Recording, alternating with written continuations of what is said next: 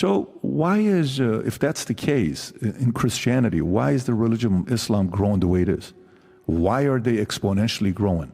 Why is it that, God forbid you say anything about them, you have to be careful? I mean, we had Bishop Marmari here. He flew in from Australia to be on a podcast, a Syrian man. I had George Janko here. George Janko, you and him did a phenomenal podcast together.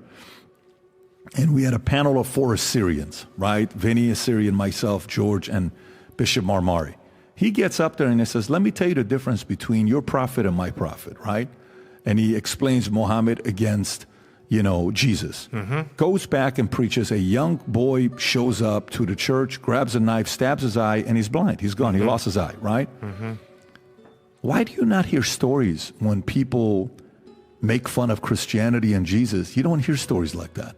Why is the fact that when someone in Hollywood becomes a Christian, they're demonized, they lose jobs, and they're publicly praying?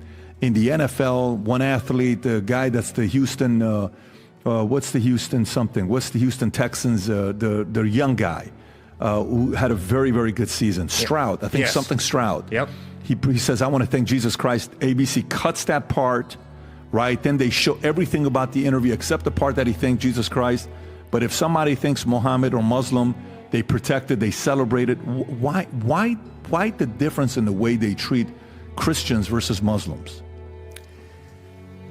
This past spring, I was at Ole Miss University, and a young woman stepped out of the crowd, and with tears coming down her cheeks, she said, my professor told me that God is Santa Claus, and the Bible is totally irrelevant.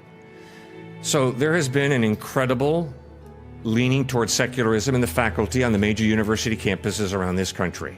And it has had horrible consequences, as Christians' faith has been minimized, ridiculed by some of the most intelligent people in this culture, our university professors. Now, there are many tremendous Christian faculty, and I get to meet them regularly.